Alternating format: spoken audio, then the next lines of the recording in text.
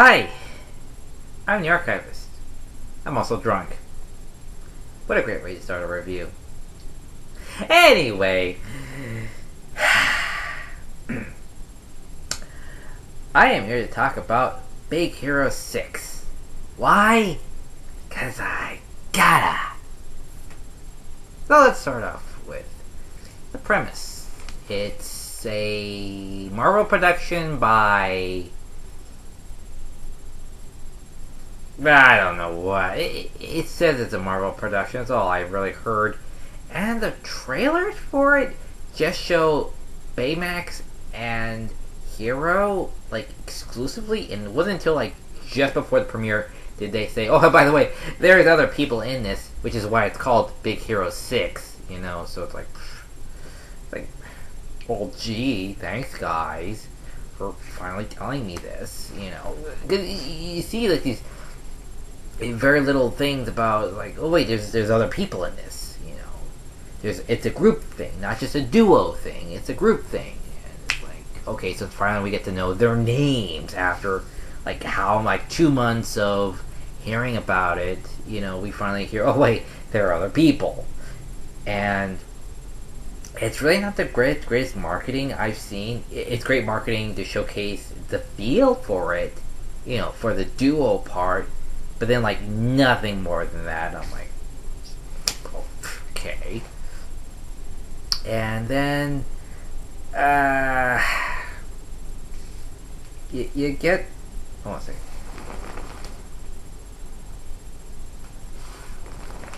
Rebooting my computer. Anyway, and that's all there was for months and months and months and months. Then the movie comes out, and I went to go see it a few 3 weeks ago or something like that. And it's a good movie, but there's quite a bit wrong with it at the same time. Like, how... Okay, Hiro Hamada is a good character. He's the only fleshed out character in this. Everyone else is just a caricature. Or something like that, you know. They're a one-note character, period. Nobody really goes through a change other than that slacker dude, whatever his name is. And that's it. Hero's the only character that goes through the motions. Oh, by the way, he doesn't get a love interest from Honey Lemon. No. Nothing there. Which sucks immensely. Because it's like, all it boils down to is that this is a bro movie and a twice-over revenge film. That's it. That's all there is. Wow. They could have done so much more with this. And I'll explain in detail when we get there. So basically, we're in not Neo Tokyo. It's San Fran, Tokyo, which is a hybrid of San Francisco and Tokyo. Honestly, I'm not seeing a difference other than the Golden Gate Bridge. Honestly, I don't. And so Hiro, our title character, is a bot fighter. Ooh, underground, back alley bot fighter who is slowly climbing up the ranks. And he developed this bot, and it takes out other bots really easily. You know, the whole I'm scamming you, and while I'm pretending to be incredibly weak and pathetic, you know, so he's scamming the back alley guys out of tons of money, and then they turn on him when he wins because they think he's cheating, or they say he's cheating. I don't really know how that's supposed to work. And then his brother shows up, saves him, and then the police catch him, and they're put in a holding cell for a few hours. Honestly, that's just reaching for me. It's like, what evidence do you have other than they have money, you know, and a bot? like what evidence do you have to arrest him under suspicious activity? Really, I'm not saying it. I'm not seeing it anywhere. So, Hiro and his brother Takashi, I believe that's what his name was, go back home, and Hiro says, "There's another, back alley fight, across town. If I hurry, I can get there." And the brother says, "Well, I can't stop you, so I can only give you a ride." And they make a stop off at his university. And this is supposed to be, to convince Hiro to not bot fight anymore and to find something else to do with his incredible talent. Like, let's see in here. Anyway, so he meets the people, which is our future, Big Hero 6 group, and it's like, yeah, guys, you figured out quite a bit to, your theories into practicality, but other than that, what they're going to do? I mean, they've got the basic principle down of their powers, when they become heroes, and it's like, I don't know. It just seems like they have the theory down and put into practice and practicality, and then it's just, yeah, I made a giant ball of metal turn into gas, pink gas, and that's it. As far as she went for Honey and Lemon.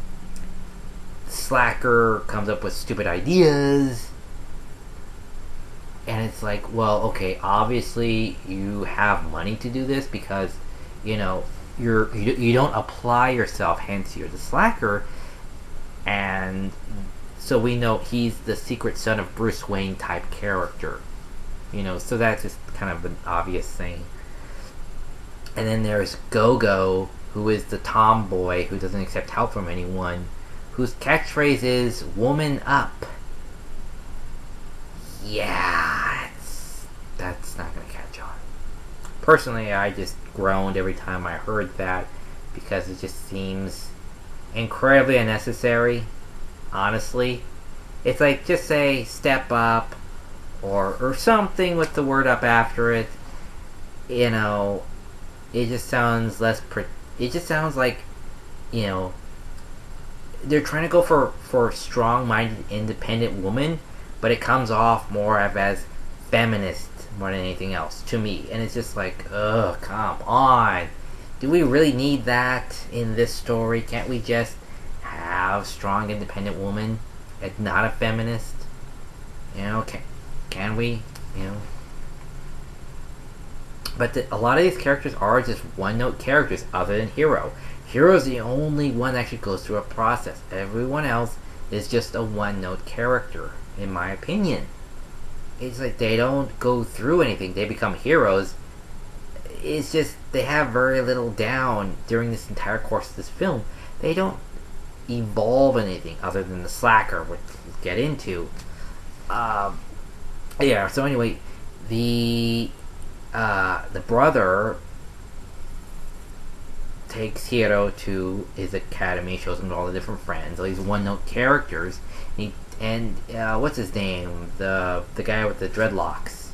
He's was it OCD? He has to have everything specifically in a certain way, and honestly, I just find him like the biggest.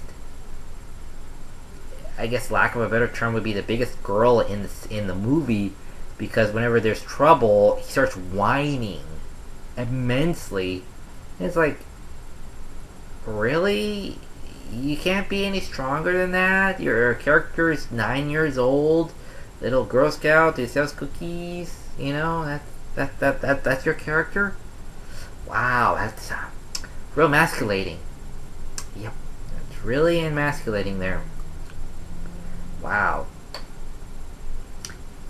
And so Hiro says, like, after seeing everything that they do, their powers basically, and how to sees his brother's Baymax project, he gets all like, "Oh my god, I gotta come here!" You know, I don't want to do the back alley stuff anymore. I want to come here. And then he thinks of what to do to show as his like, I am a genius. I can come up with something original, and he showcases it at the big science fair. He gets noticed by, the good industrialist and the bad industrialist, and we see this big brother moment, bro. And then the place catches fire for some unexpected reason. His brother rushes in saying, "I gotta save somebody. Look at me. I gotta go save someone. Be heroic because no one else will." And then it blows up and he dies. Wow. Color me impressed. So they have the funeral. It's all sad. Hero is home for a few weeks. Doesn't want to go to the university. He's lost all his drive.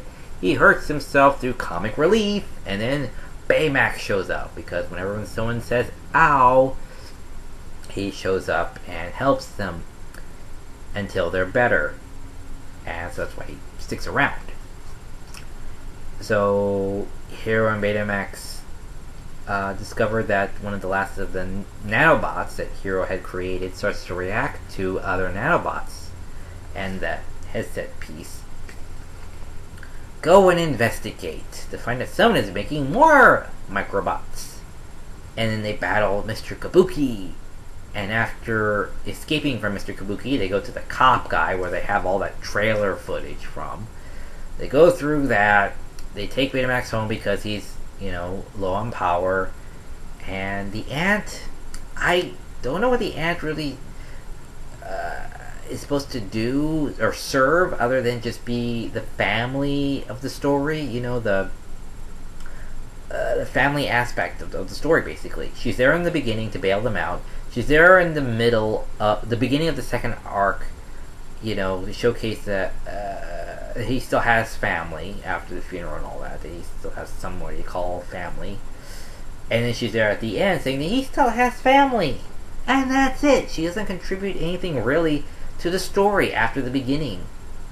It's just like she's just there to showcase he still has family to call his own outside of the group of the Big Hero 6. That's it. That's all she does. So so she does serve a purpose, but it's a very small purpose, I find.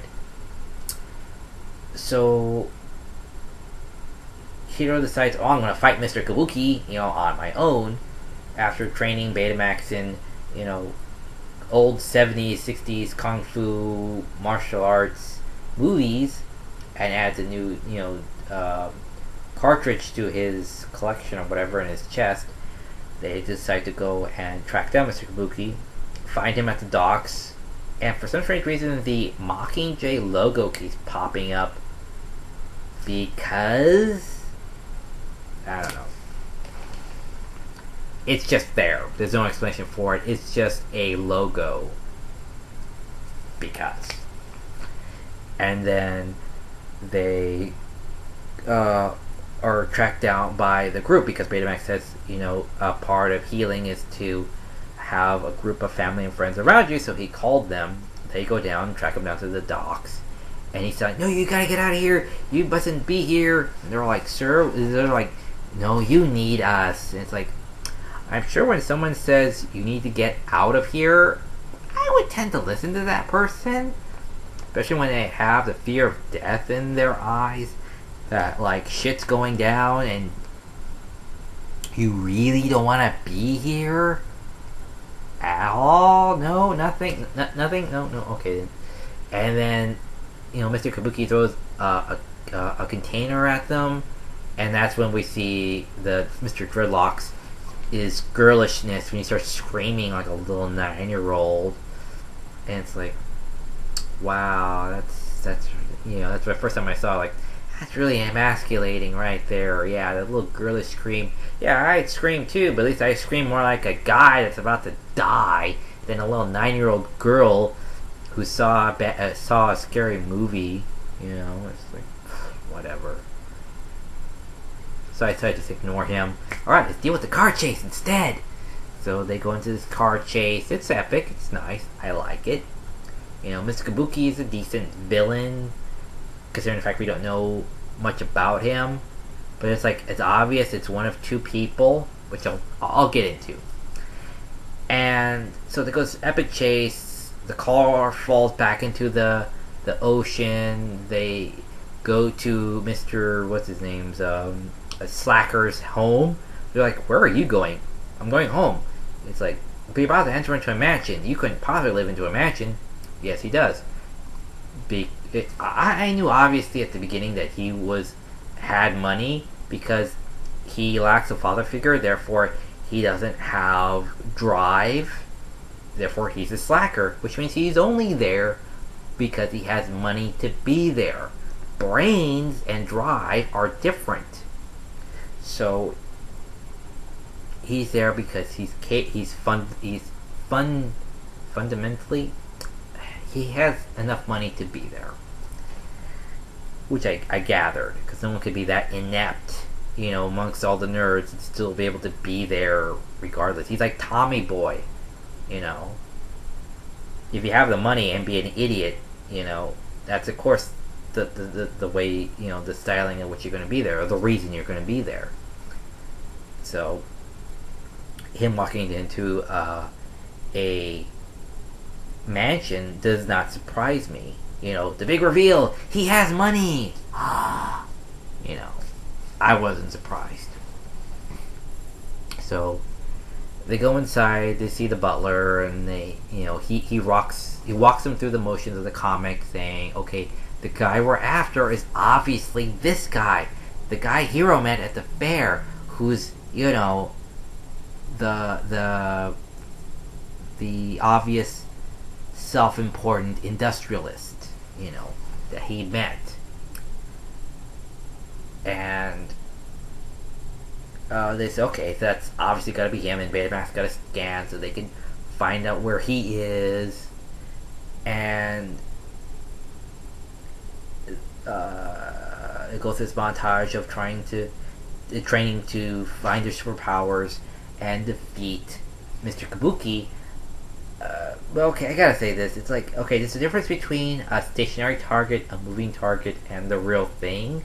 They only deal with a stationary target with their powers to defeat him, you know, to train to defeat him, and then they wonder why that fell through in the end, because, well, we trained against a guy who's standing still. And they're like, come on. Even I would have done a virtual recreation of him to try and defeat, but, you know, they're teens. What do they know? So they track him down to an island. They find out that's where a project has been abandoned by said bad guy. Well, not necessarily bad guy, but the bad industrialist, the obvious greedy, you know, not bad guy, but antagonistic-ish industrialist, you know, the selfish industrialist. And they see the Stargate program and how it failed, how, you know, they watch this recording of how this girl pilot goes in, doesn't come out, the thing basically blows up, you know, and she's stuck in subspace or something like that. And they're all like, wow. And it's like, that really says a lot. And then they start fighting Mr. Kabuki. And the thing is, they're in such confined space that, of course, they're going to start stepping on each other's toes and accidentally, you know, smacking each other in the face with their abilities. You know, it's a confined space. And he's a moving target. You know, he's a self-conscious thing. So of course, it's going to dodge your attack. And so Hero knocks him off or something or other, and, you know, the mask falls off, and it's revealed it wasn't the bad guy all along. You know, it was the good industrialist, for whatever explicit reason. And he says, well, hey, your brother ran into a burning building and died, and that's his fault. And then Hero, you know, freaks out, completely loses it, and says, Betamax, destroy! And Betamax says, well, I can't really do that, you see. That goes against my program. He's like, oh, for the love of... Bink takes out the cartridge his brother made, tosses it, says, now, destroy him, please. And Betamax is all like, destroy, and, starts very efficiently going after him. And the guy's trying to get away from this. And then the other heroes come in. It's like, dude, stop it. Oh my god, you can't kill him. This is a Disney film. You can't do that. And he goes, the Honey Lemon manages to put the cartridge the brother made back into Betamax and stopping him at the last second from blasting Mr. Kabuki. And Hero's all like, why did you do that? I almost had him. And they're saying, we didn't sign up for this. We are not killers. And Hero's like, okay, fine, I'll do this all by myself then. Betamax, come with me. And they blast off, leaving everyone behind. They go back to the garage. And I'm still wondering where the aunt is in all this. Like, why isn't she, wondering why he hasn't gone to college yet or anything. So, Hero's there trying to get the cartridge out of Betamax. Betamax keeps refusing and saying, your brother's right here. And then he shows them the playing of the various 40 or whatever different attempts to get Baymax activated. And he says, oh, my brother put all of his heart into Betamax of caring. And it says, well, so after that, he's like, starts to cry. Someone's like, well, and it's like, well, I guess he doesn't want his bloodlust is gone then. Well, there goes that angle. Yeah. Okay, let's go with that. It's like, whatever. It's like, him wanting revenge on the fact that he didn't care that his brother died, kinda legit, just a little bit, but honestly, him getting pissed off to tell him to destroy Mr. Kabuki is a bit much after that. He did not directly, at all, contribute to his brother's death. He just said that, well, then it's your brother's fault for rushing into a burning building, which they say you must never do. So, yeah, it's kind of, it is his brother's fault for saying, like in the War of the Worlds with the little kid, with the son runs into the battle zone saying, hey, let me help you, in the original and not the original, but like the remake and the parody, it's still the same, where it's like, I got to help. It's a burning building, dude. Do you really want to rush into that? Apparently he did. And then, what was it? So after the crying, the heroes come back. They say, okay, we forgive you, blah, blah, blah. And then the heroes are like, okay, now we know what's going on. And, and by the way, they show it to Hero that, the reason why that guy hates the other industrious guy is because his daughter was a test pilot for the experiment. Really? Really? At that point, it's like they just did that on purpose, just to give Mr. Kabuki a reason to revenge against the evil and corporate guy. It's like, why the hell would she have that job? Why would her father allow that? I mean, seriously. You will let your daughter be a test pilot for your rival's company. Really? Why? Test pilot is one thing. Test pilot for your rival who's, not the best on the ball scientist.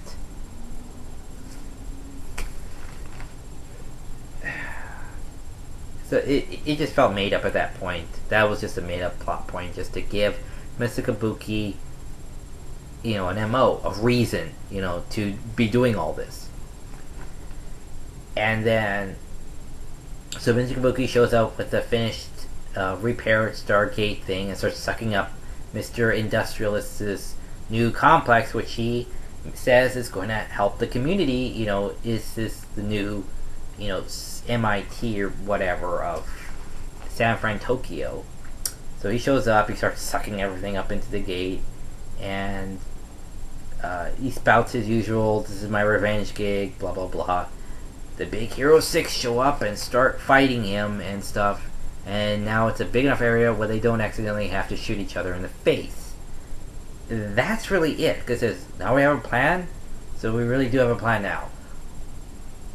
It's just get him and not accidentally shoot each other in the face, because now we are in a large enough area to prevent that. That's it. And so Hero says, "Oh look, if we attack and separate enough of his nanobots into the gate, then he'll run out of nanobots, because he made so many of these things." So while Hero's semi-distracting him, they break apart a lot of the nanites and they get sucked into the gate until he runs out of nanites. And that's about it. And then all of a sudden Baymax says, "Oh wait, there's someone still alive in there." It's like,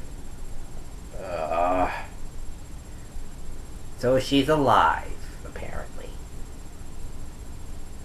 It's a Disney film. I'm not surprised anymore. So they go in there, they fly in. Oh, by the way, the thing's about ready to rip itself apart at any moment, but 15 minutes of footage later does it do that. So in the meanwhile, they fly in, find her in hypersleep, or should I say, cryonics, which I believe means that she's not in a solid block of ice, but in a very cold atmospheric environment to slow down her respiratory and heart rate, I believe. Otherwise, Betamax would not have been able to sense her. He would say, "I sense a life force," not a life force, but a life reading.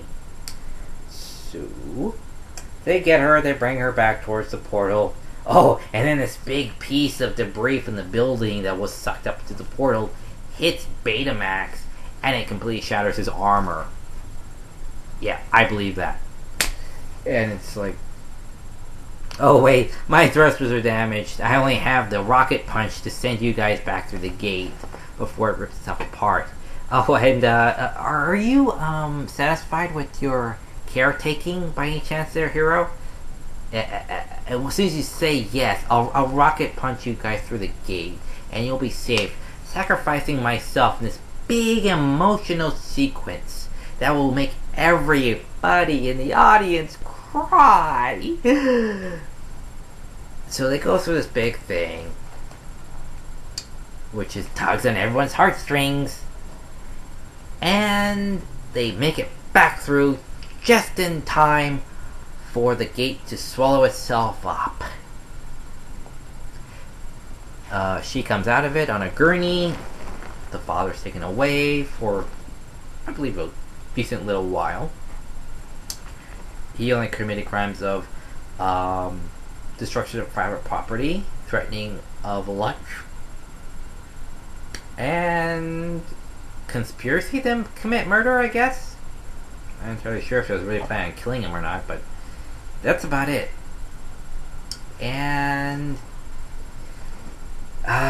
Hiro and the company saying, "Job well done, team." And he's sad because Betamax is now technically dead because he was left behind in subspace. So Hiro goes and puts his fist thing that he made for him on his shelf, and then suddenly notices that he left his brother, that Baymax left the cartridge the brother made for him for his caringness, attentiveness to people, and his fist, which totally negates that whole emotional sequence that they just had, because it's like Betamax could have just said, "Here, I'll put my cartridge, which you can totally rebuild my physical form, hold it in my hand, launch that and you and the pod back through the portal, and everything will be fine. Totally skipping over all this emotional stuff, that whole scene we went through of letting go, and just like, well, that was all for nothing. That was feeling for nothing. And so Hiro goes, takes the cartridge, rebuilds Betamax, plugs it back in. He's all like, hey, I'm back, blah, blah, blah. And he's all like, yay, I got Betamax back. And then the movie ends. So, what did I think of it? The heroes in Big Hero 6, other than Hero, are one-note characters, like I said. Honey Lemon is no one's love interest, despite how cute she is. Go-Go is a tomboy who I hate because she basically is a feminist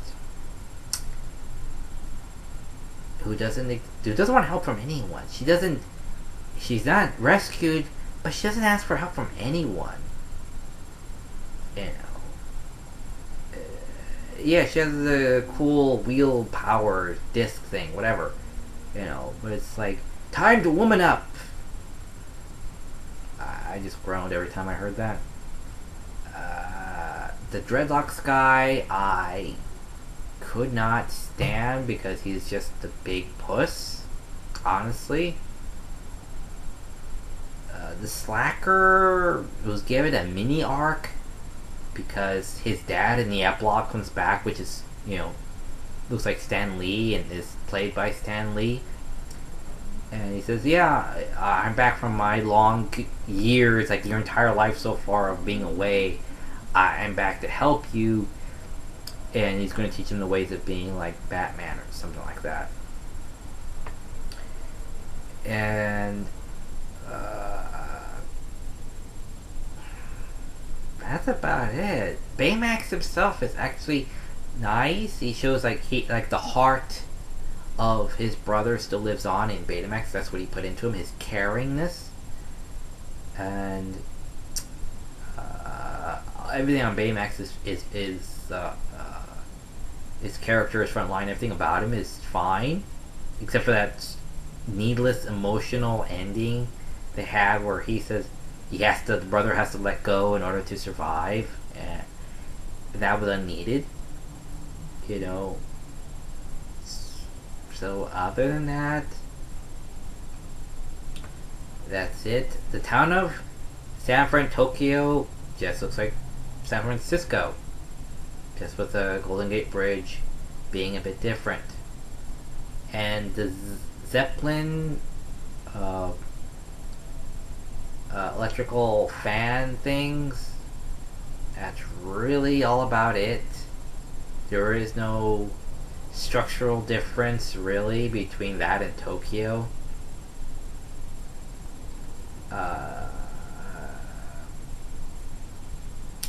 Hiro himself is a really good. He has a good character arc. The only thing I see bad with him, because that's just me, is that he has no love interest. If he did, he probably would have listened to when his friends said, "Please stop trying to kill the bad guy, Hiro." And that's about it. I'll have her talk to him rather than Baymax talk to him, directly and exclusively. Other than that, the soundtrack is good, the animation is good, the parts with his brother are nice. When they had Mr. Kabuki and, who could it be? Obviously I know it's, obviously the heroes are going to first come to the conclusion that it's the bad industrialist, where it's like, obviously to me, the audience, is that it's going to be the good industrialist. And I thought, if they're going to go for a really good twist, they would go with the brother having some sort of amnesia, or when we saw that footage about the girl being lost, the test pilot, they say that would be like her husband or boyfriend or fiance seeking revenge on her, who has not been seen before. That would have been a good twist. But I knew it's the good industrialist. That's all they're gonna go with, you know. It's it's the other twist. It's the second twist. That's about it. And what? Shocker on Shock Street. That's who it was. And yeah, that's about it. I say Baymax is really good. Sorry, Baymax. Big Hero 6 is really good for kids. As an adult, you really question the whys of stuff, so it's a little hard to take as an adult. But as a fun, enjoyable ride, it's really good. Hero is very believable as an adult. He has a good arc. Even as an adult watching this thing, he has a good arc, along with Betamax. I'm just sad that, just a little disappointed that he didn't have a love interest, i.e. Honey Lemon. I think they would have made a good couple. But, this is a teen movie. This is, it's a bro and twice over revenge film. That's it. With geniuses, real geniuses thrown in to say, we're capable of trying, then that's it.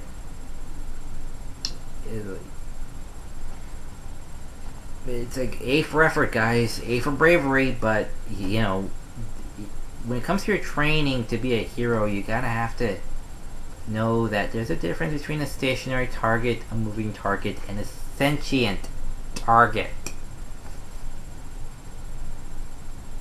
So that's all the real gripes I have for that. And then I'm incredibly drunk right now.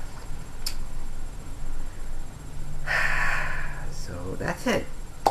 I recommend Big Hero 6 for kids and young teens, that it will speak to you as a young teen or child.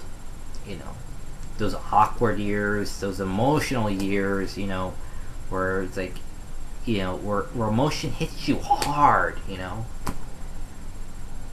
So I think they, out of anybody, was really going to really feel this film as for what it is, as a really enjoyable, emotional thrill ride for the lead characters. Everyone else is not important, really, or capable of being important to the overall narrative.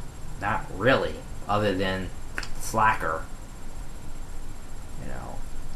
But I'm pretty sure, like Robin, at the end, he was going to step up for the next installment, which is what they set up, is that he's going to step up. That's the feeling I got anyway. And that's about it, really, for Big Hero 6. That's everything. And that's it. The Archivist, and I'm going to take a nap and wake up in 9 hours, hopefully. So, until next time, take care and see you on the other side of the screen.